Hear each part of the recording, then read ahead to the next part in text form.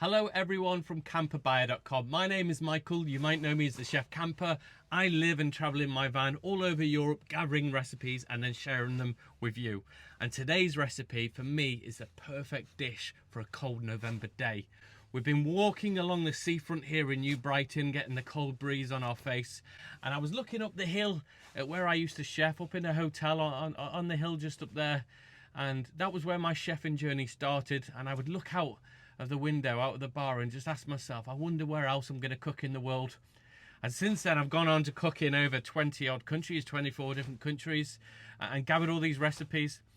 But there's one place I went to at the very start of that journey, and it's always the place I come back to on the way back. And if you're going to jump in your motorhome or your camper van and go abroad and go away in it, there's a good chance you're going to go past the city of Bruges. And Bruges is a city it's got quite a lot going for it, if I'm honest. It's got pretty architecture. There are horse-drawn carriages walking down the street. You've got Dominic Pierson's chocolate line, which is just incredible chocolatier, like craftsmanship. So if you want to have a look at chocolate being made in its finest form, that's the place to go and visit for me. I think he's probably one of Belgium's best. But there's also something else there. Now, I know I've gathered a bit of a reputation for drinking quite a bit of wine in these videos. Well, today we're going to switch to beer, because when you're in Belgium, it is one of few places in the world where they treat beer like the French treat wine. You could walk into an amazing little cozy cabin bar somewhere and they'll present you with a menu list, and the menu list will have all these different beers, and every beer is served in its own particular glass to suit the beer and the flavour and the characteristics of it.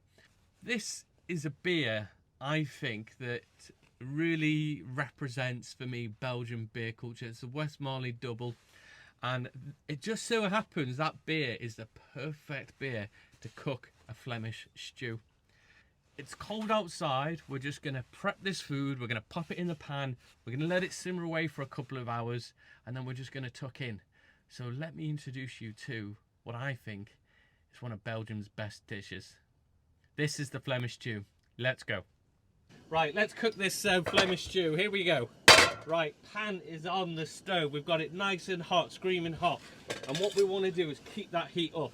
We're going to get our beef, get some chefy tongs, put it in and let it sear, let it sizzle.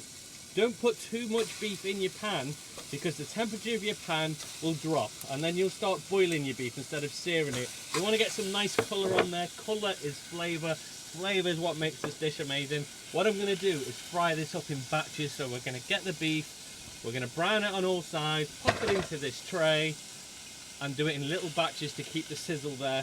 Rupert, you keep an eye on this for me and you make sure nothing goes wrong. If you're a good boy, you might get a bit of this. Take that last batch of beef out, which is nicely browned. We've got some nice colour on there. Right, now it's time to go in with the onions. Here's a mandolin. These things are absolutely lethal, so make sure that if you're going to use one of these, you use the guard to guard your fingers. If you've lost your guard, like me, then maybe don't use it, because these things are really dangerous. But what we can do is we can use our mandolin over the pan and just slice our onions into the pan. There's my beef nicely seared off. And look at all the onions there in the pan. Now don't panic, don't worry. These are going to really reduce right the way down. We want to give this about 10 to 15 minutes. Get them nice and brown, get lots of flavour going in the pan. Okay, so this is the colour that we want our onions to be. We want them to be nice and brown, lots of flavour in the pan. It's time to deglaze this pan. Okay, there are three things I think about when I think about Belgium. Beer, beer and beer. There are three things, probably three words that my wife thinks about, which is the Waffle House. The Waffle House, if you're going to Bruges, go and check that out. They have some of the best Belgian waffles in the world, I think. Anyway, back to the beer. Now this West Marley, I remember having this for the first time. And if you just let that settle. If you look at the colour of this, it's a dark brown. And it's a multi flavour, and it's that multi flavour that you want in your Flemish stew. Now I wasn't foolish, I bought 2 bottles, one for the pot and one for the chef. So I can go in with that one.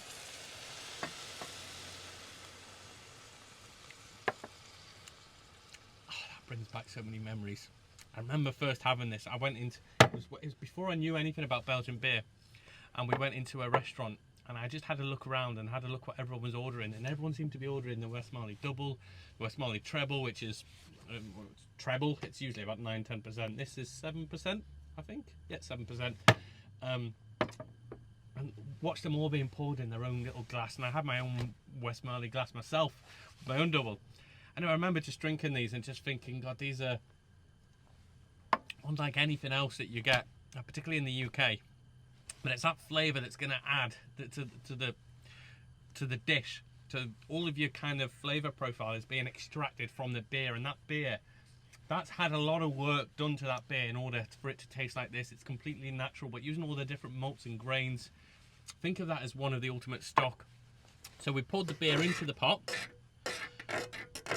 and that's just going to deglaze the bottom of the pan, get all those kind of crispy onion beef pieces off the bottom, and then we're going to go in with some beef stock as well. Now I'm trying these, the pots, cans. Never tried them before, but thought I'll give them a go. And I'm going to go in, I would say 50-50, 50% beer, 50% beef stock. And I'm going to leave a little bit back just in case I need to loosen it up if it gets a little bit too thick. But all our onions are in there, the beer's in there. So we can now go in with some of the herbs. So we're going to go in with a few bay leaves. Now we're just going to drop the beef in. And all of that juice that goes with the beef. Ooh, oh. If I drop any now, Rupert will hoover it right up. Now we're going to go for a couple of sprigs of thyme on top. Then we need some acidity in the dish. So I would say just a splash of red wine vinegar, just a splash. Don't go crazy. A little bit of salt and pepper. And now, here's my final trick. This is something I picked up in Bruges when I bumped into an older guy in a cafe, and I saw him cooking, and he had old traditional dishes on his menu, and he could see I was quite interested about food, and he showed me this trick for the Flemish stew. So let me explain. We get a slice of bread. We take the crust off because we always use that for dipping. So let's get 2 slices of reasonably thick bread. Let's get some mustard, some Dijon mustard. Spread the mustard over the bread. We've got the mustard on the slices of bread.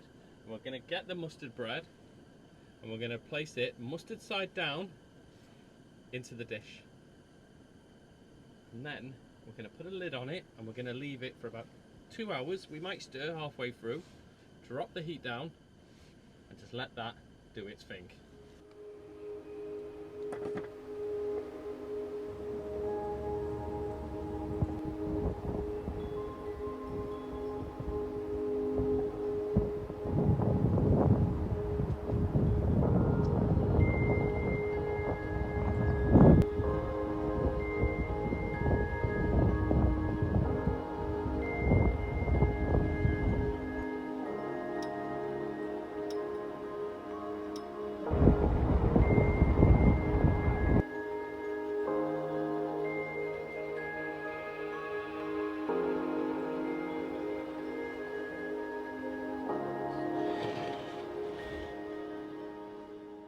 So here is my Flemish stew, all the way from Bruges. Using that technique I'd picked up with the bread and the mustard on top, that's just thickened the sauce. It looks super rich, super indulgent. The beef looks nice and soft and tender.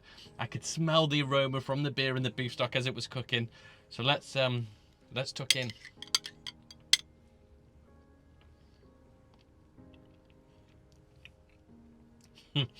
I'm gonna have one more bite, I think.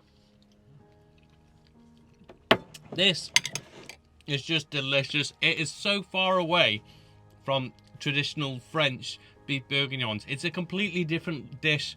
It might look the same, but trust me, it doesn't taste the same. The flavour and the aroma that you get from the beers, and if you use, I mean, try and get this beer, try and get hold of the Westmalle Double, because that really is the secret to this amazing dish. If you can't, maybe like a brown real ale might work a little bit, but to be honest, it's all about the flavour from the Westmalle Double, because that beer has got into the sauce, and all the aromas from it is just spread throughout it, making it rich, glossy, indulgent. The beefy, earthy flavours from the beef stock and the beef we've cooked. This is just I can just sit here nice and cozy in the van, look out at the sea, get warm and tuck into it. The only thing missing is another bottle of this, but don't worry, I've got one hanging up outside chilling down, so I think I'm going to crack open another bottle and enjoy it. Give this one a go and try it, because I think if you cook this and master this, this might be one of your go-to dishes in the autumn or in the winter that you can just put on the stove and just let it simmer away gently. Try it. I'm sure you'll love it. Ta-ra!